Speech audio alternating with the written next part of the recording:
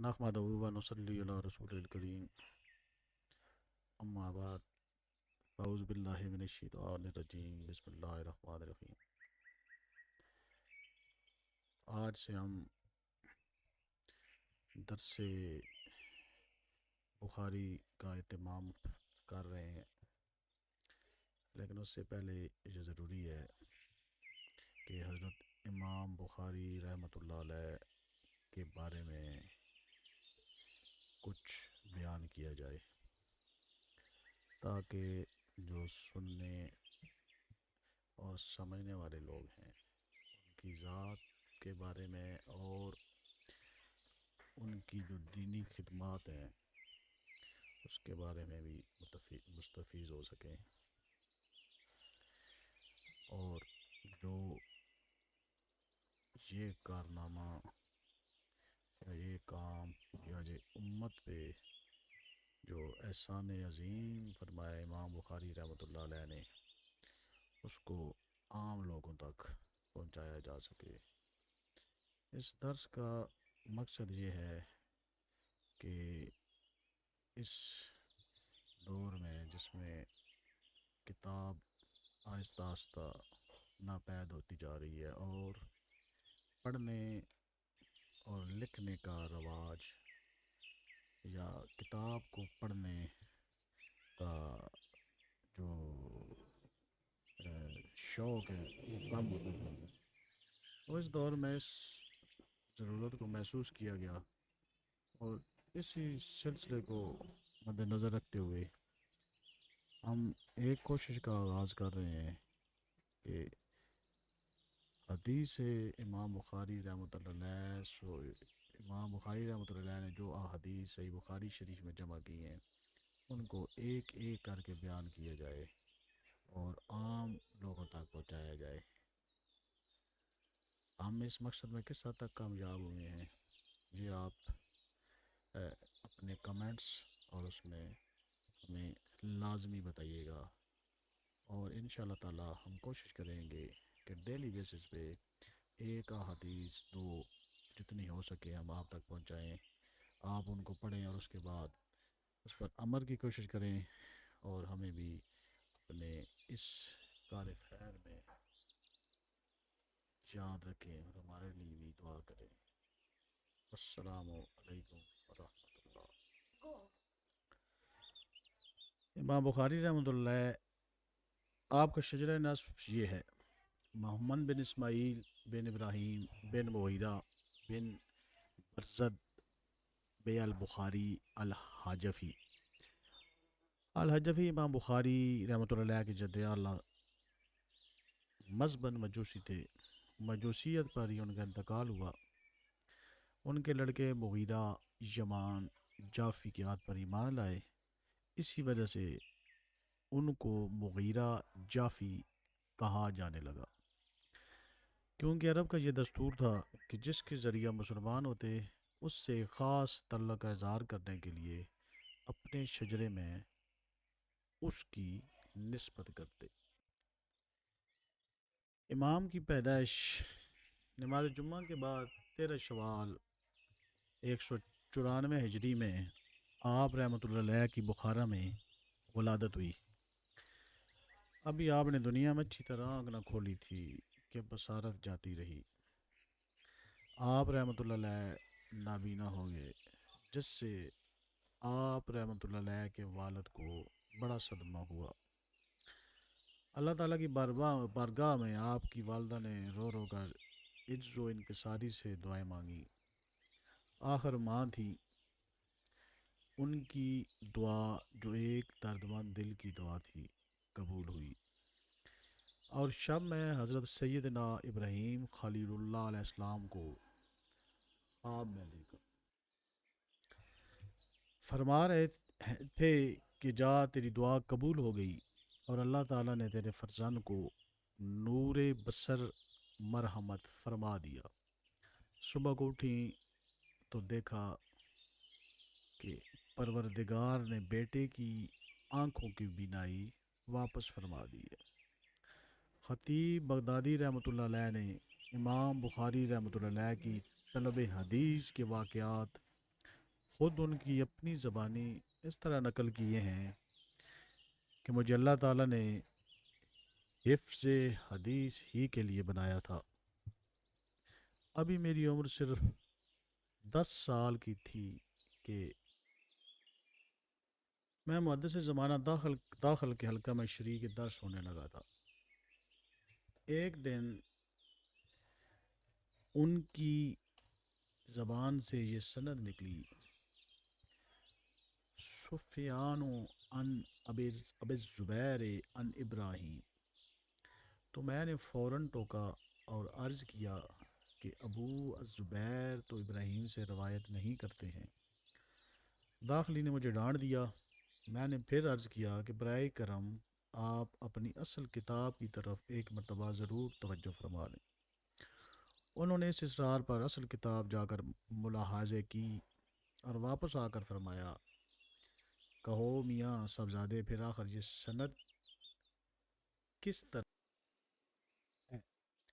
میں نے کہا ابراہیم سے روایت کرنے والے زبیر ہیں، لیکن یہ عدی کے فرزند ہیں، ابو زبیر نہیں ہیں۔ داخلی نے اسی وقت قلم لے کر اپنے نسخے کی اصلاح کر لی اور فرمایا، جو تم نے کہا وہی درست تھا۔ اس وقت امام بخاری رحمۃ اللہ علیہ کی عمر مبارک صرف 10 سال پورے ہو چکے تھے اور ہنوز 11ویں سال کی ابتدا تھی۔ جب ان کی عمر مبارک 16 سال کی ہو گئی تو آپ نے عبداللہ بن مبارک رحمۃ اللہ علیہ اور امام وقی رحمۃ اللہ علیہ کی جمع کی ہوئی حدیثیں حفظ کر لی تھی اور 18 سال کی عمر میں ایک تصنیف شروع کی جس میں صحابہ رضی اللہ عنہم و تابعین رحمۃ اللہ علیہ کے فیصلے اور مختلف اقوال تھے۔ اس کے بعد حضرت صلی اللہ علیہ وآلہ وسلم کے روضہ اطہر کے پاس چاندنی راتوں میں کتاب التاریخ کی تصنیف شروع کی۔ حاشد بن اسماعیل رحمۃ اللہ علیہ فرماتے ہیں کہ امام بخاری رحمۃ اللہ علیہ مشایخ بلخ کی خدمت میں ہمارے ہمراہ حاضر ہوتے تھے۔ اس وقت یہ بھی نوعمر لڑکے تھے اور کسی مجلس میں کچھ نہیں لکھتے تھے۔ ہم لوگ ان کو ملامت کیا کرتے کہ جب تم کچھ لکھتے نہیں تو خواہ مخواہ درس میں کیوں شریک ہوتے اور وقت ضائع کرتے ہو۔ تقریباً 16 یوم گزر گئے اور ہمارا یہی کہنا برابر جاری رہا۔ 17ویں دن امام بخاری رحمۃ اللہ علیہ نے پریشان ہو کر فرمایا کہ تمہاری ملامت کی حد ہو گئی ہے۔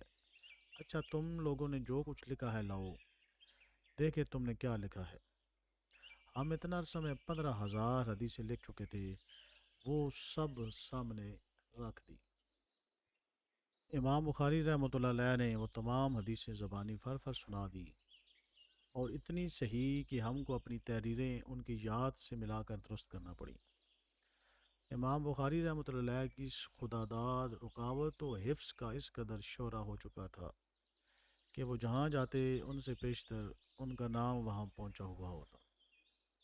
جب امام بخاری رحمۃ اللہ علیہ کسی مقام پر جاتے تو مختلف طریقوں سے امام کا امتحان لیا جاتا اور مجلس کے ختم ہونے پر اہل مجلس کو یہ کہنا پڑتا کہ امام بخاری رحمۃ اللہ علیہ کے متعلق ہم نے جو کچھ سنا وہ اس سے بہت کم ہے جو امام میں موجود ہے۔ ان کی یہ نوعمری اور یہ بزرگانہ علم دیکھ کر دنیا حیرت میں مبتلا تھی۔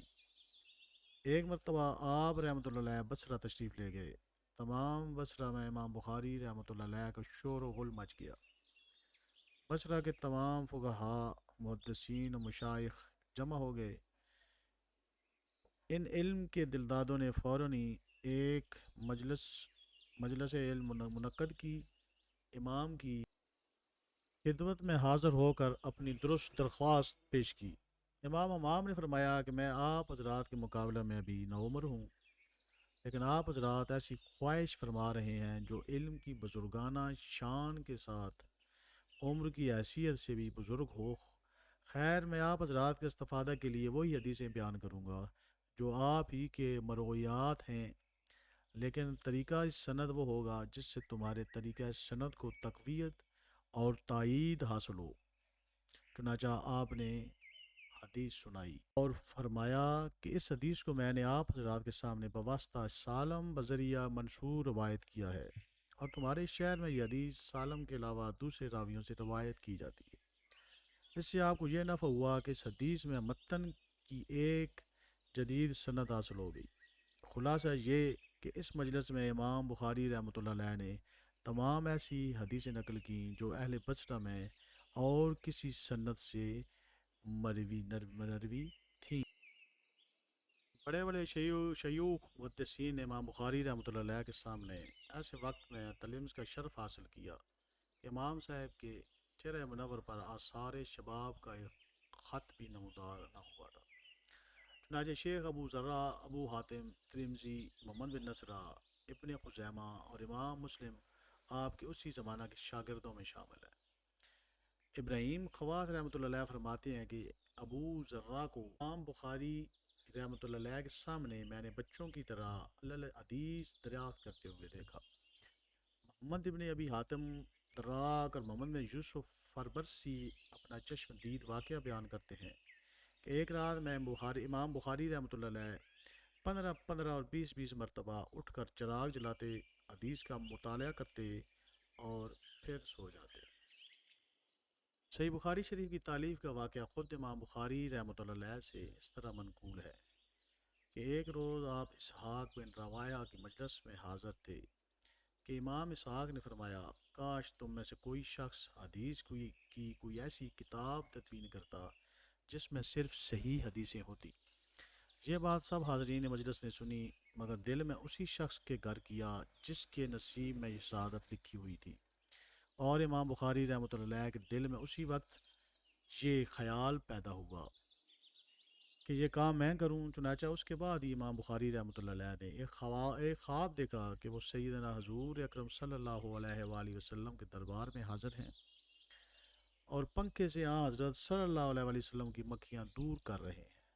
صبح کو آپ نے فن تعبیر کے ماہرین سے اس خواب کی تعبیر معلوم کی، تو انہوں نے کہا کہ اس کی تعبیر یہ ہے کہ تم حضور اکرم صلی اللہ علیہ وآلہ وسلم کے کلام سے جھوٹ اور افتراء کی مکھیاں دور کرو گے اور صحیح کلام کو چھانٹ کر علیحدہ۔ بس اس خواب کے بعد امام بخاری رحمۃ اللہ علیہ نے کمر ہمت کس لی اور ان 6 لاکھ احادیث سے جو آپ کے خزانہ حافظہ میں موجود تھیں، صحیح بخاری کی احادیث کا انتخاب کیا۔ صرف ثقافت و حفظ کا زور اس کی تالیف بیان صرف نہیں کیا، بلکہ خلوص نیت، تقوی و طہارت کے آخری مرحلہ بھی طے کر دیے۔ یعنی جو ہی لکھنے بیٹھتے تو پہلے غسل فرماتے اور 2 رکعت نفل ادا کرتے، پھر کتاب میں ایک ایک حدیث درج فرماتے۔ اس طرح جب فقہی و حدیثی سینکڑوں ہزاروں بڑے بڑے محدثین و مشائخ حدیث نے اس کو علوم متعلقہ حدیث کی کسوٹی پر کسا، لیکن جو لقب اس کتاب کا قدرت نے اس کے لیے منتخب فرمایا تھا وہ اٹل رہا، اور کوئی ایسی علت ظاہر نہ ہو سکی جس کی بنا پر کسی حدیث کو صحیح کے الفاظ کے علاوہ کسی دوسرے لفظ سے یاد کیا جاتا۔ اس کتاب کی برکت اور قبولیت کا یہ عالم ہوا کہ 90,000 محدثین نے اس کو امام بخاری رحمۃ اللہ علیہ سے اس کی 53 شرحیں لکھی گئیں، جن میں سے بعد شرحوں کی 14 سغیم جلدیں ہیں اور 22 مستخرج لکھے گئے۔ امام بخاری رحمۃ اللہ علیہ کی خودداری کا یہ عالم تھا کہ عمر بن حفص اشتر کہتے ہیں، بصرے میں ہم اور وہ ایک ساتھ تحصیل علم میں مشغول تھے۔ ایک روز امام بخاری رحمۃ اللہ علیہ درس میں نہ آ سکے، ہم نے اس کی تحقیق کی تو معلوم ہوا کہ امام کے پاس اتنے کپڑے نہ تھے کہ جو تن پوشی کے لیے کافی ہوتے، لیکن امام بخاری رحمۃ اللہ علیہ نے کسی شخص پر اس کا اظہار نہ کیا۔ چنانچہ آپ کے لیے لباس مہیا کیا گیا، تب آپ نے درس میں آنا شروع کیا۔ ایک مرتبہ خالد بن احمد امیر بخارا نے خواہش ظاہر کی کہ امام بخاری اس کے پاس جا کر بخاری سنائے، لیکن امام بخاری رحمۃ اللہ علیہ نے اس سے صاف انکار کر دیا۔ تو دوسرے درجہ پر اس نے یہ خواہش ظاہر کی کہ شہزادوں ہی کے لیے ایک مخصوص مجلس قائم کریں اور اس میں بخاری شریف کا درس دے دیا کریں، مگر امام بخاری رحمۃ اللہ علیہ نے اس کا جواب یہ دیا کہ علم کی مجلس میں کسی کی تخصیص نہیں، ہر شخص کو حق حاصل ہے وہ میری عام مجلس میں آ کر علم نبوت سے مستفیض ہو۔ چنانچہ اس کا نتیجہ یہ ہوا کہ امیر بخارا اور امام میں ناگواریاں اتنی بڑھ گئیں کہ امام کو بخارا چھوڑنا پڑا۔ خلاصہ یہ کہ حضرت صلی اللہ علیہ وسلم کا علم در بدر مارے مارے پھر کر ہزاروں مصیبتیں برداشت کر کے سینکڑوں مخالفتیں مول لے کر وطن چھوڑ کر حتیٰ کہ جان دے کر بھی ذلیل کرنا گوارا نہ کیا اور علم کی آن بان اور شان کو باقی رکھا۔ بخاری شریف میں حضرت ابو ہریرہ رضی اللہ تعالیٰ عنہ سے 446 حدیثیں، حضرت انس رضی اللہ تعالیٰ عنہ سے 268 حدیثیں، حضرت ابن عمر رضی اللہ تعالیٰ عنہ سے 270 حدیثیں، حضرت ابن عباس رضی اللہ تعالیٰ عنہ سے 217 حدیثیں، حضرت عائشہ صدیقہ رضی اللہ تعالیٰ عنہما سے 42 حدیثیں، حضرت عمر بن خطاب رضی اللہ تعالیٰ عنہ سے 60 حدیثیں، حضرت علی المرتضیٰ رضی اللہ تعالیٰ عنہ سے 49 حدیثیں، حضرت ابوبکر صدیق رضی اللہ تعالیٰ عنہ سے 22 حدیثیں، حضرت عثمان غنی رضی اللہ تعالیٰ عنہ سے 9 حدیثیں،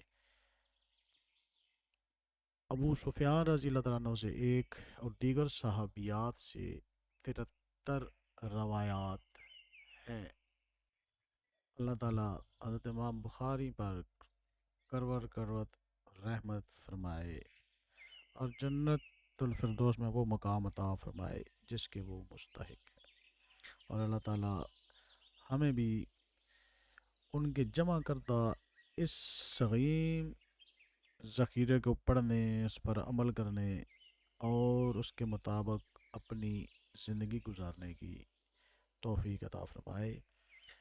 یہ آج ہم نے حضرت امام بخاری رحمۃ اللہ علیہ کی ذات سے متعلق ایک چھوٹا سا خلاصہ بیان کیا۔ حضرت امام بخاری رحمۃ اللہ علیہ کی ذات وہ تو ایسا ضخیم مجموعہ ہے کہ ان کو بیان کرنے کے لیے ہماری زبان کہاں اور آپ کا مقام علم کہاں۔